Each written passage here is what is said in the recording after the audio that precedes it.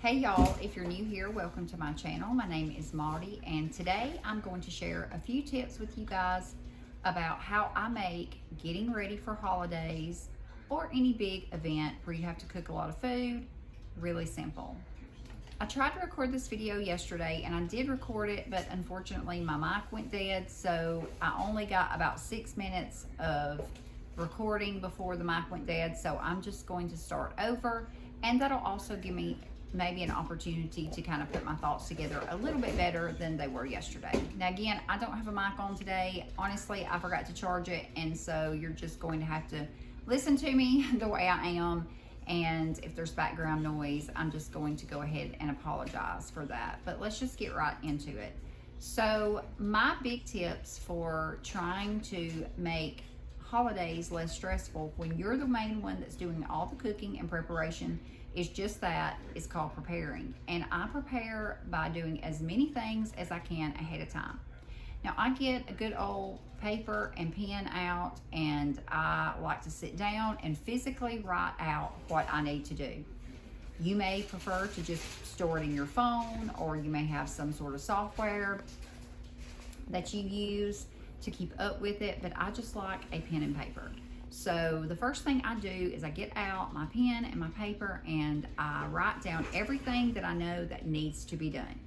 Then I get a calendar out and I look at the days and I see what days I need to do what on and how I can best organize my time with whatever time I have available, how I can best use that time to get the things done that needs to be done. I usually take just a couple of days ahead of time if I'm just cooking for my immediate family. This year I'm not. I'm cooking for several people who have bought meals for me, and I'm preparing those. So I'm actually starting on that today. So with certain things, there's certain foods that I prepare that I can cook ahead of time, or I can at least cook components ahead of time. And that's what I start out with. You know, I say, hey, do I need to chop up vegetables? Like for me, I will have to cut up celery and onions. And if I don't already have those in my freezer, then I just take a couple of minutes and I sit down and I chop up all the onions and all the celery I'm going to need. You can leave them in a freezer bag in your refrigerator, or you can throw them in the freezer. Either way, they work the same.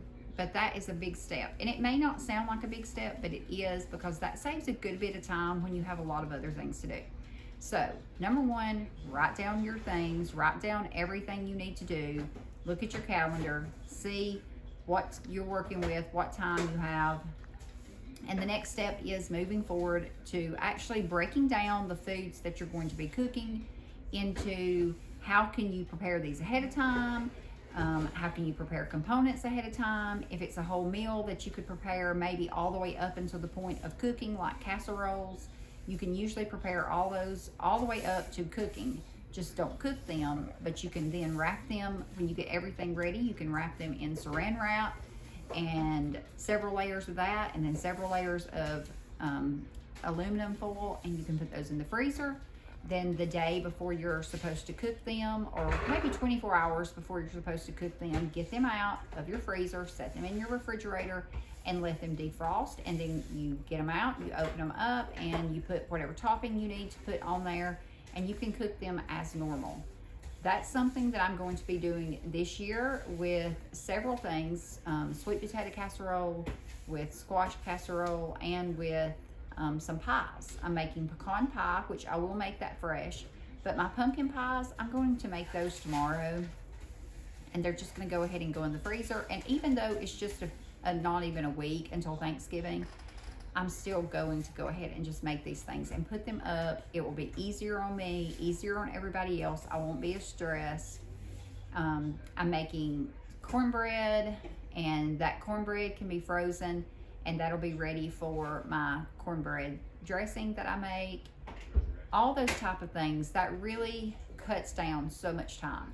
So a little bit closer to time is when I start taking out these ingredients that maybe I've already prepared, and then I start putting them together into the actual meal. And then if you really play your cards right, by the time Thanksgiving rolls around, or whatever the holiday is, whatever day you are celebrating it, all you have to do is cook the main things. So the only thing that I will actually be cooking on Thanksgiving is my ham, and I cook that ham in a crock pot, and I plan on showing you all how I do that.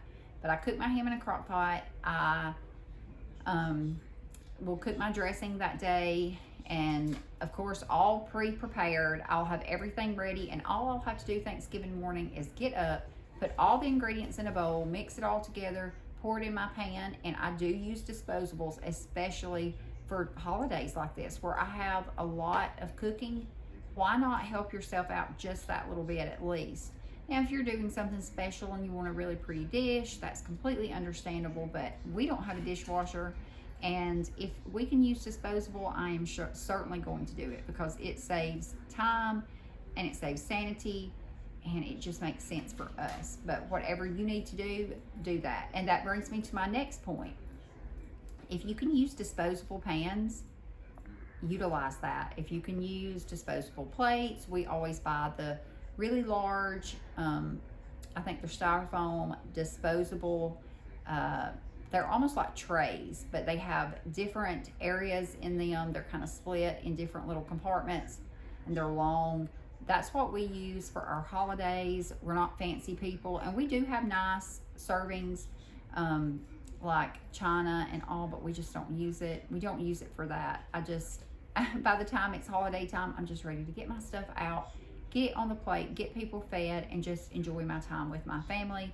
And that means more to me than sitting out fancy china, just to be doing it, especially for a large crowd. If it was just a few people, I would probably do that, but because there's so many of us, we prefer just to eat on something disposable, throw it away. We don't have to spend that time doing dishes or anything like that. And we can just spend the time visiting with each other, which is what holidays are about, is spending time with your family or your loved ones, people you care about, and enjoying that time with them. Since time is short, we never know how long we have.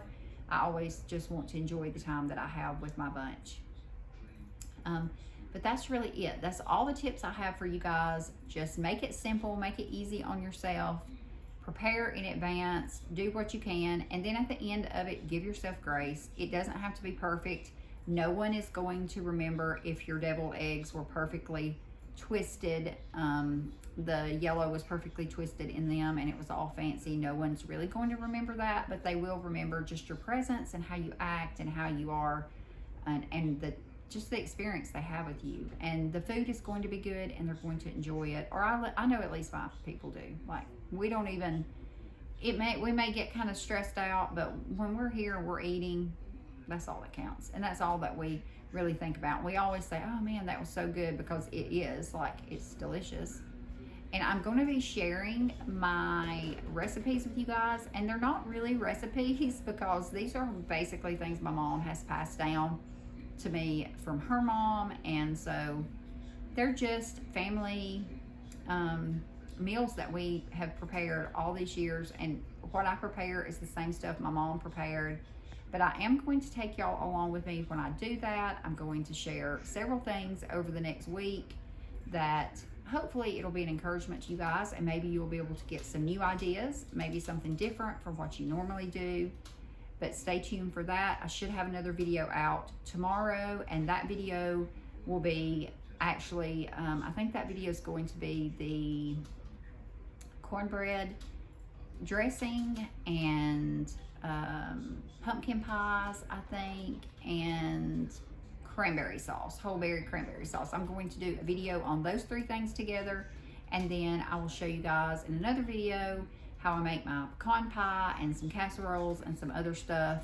And I'm also going to give y'all a video on Thanksgiving. It may not come out that day, it'll probably be the day after, but I'm going to show you how I cook my ham in my crock pot, because a lot of people don't know that you can do that. And since most of these hams are already pre-cooked, it's essentially just warming it back up. But I do all kinds of things to it and just make it so yummy. But yeah, that's all I have for you guys. I'm sorry about yesterday's video. I hope the sound is good on this. I'm going to listen to this whole video all the way through today. I'm not going to post it up and just listen to half of it, which is what I did yesterday. And literally the half I didn't listen to, right after I stopped listening, is when the sound cut off. So I guess that's what I get for not listening to it all the way through. But I appreciate you guys being here. I appreciate all the support and all the kind comments, all my subscribers, and just the people that are here for me. It means a lot to me and my family. I hope you all have a wonderful holiday season, a wonderful Thanksgiving, which is coming up soon. And just don't stress too much. I will see you guys in the next one, and thanks for being here.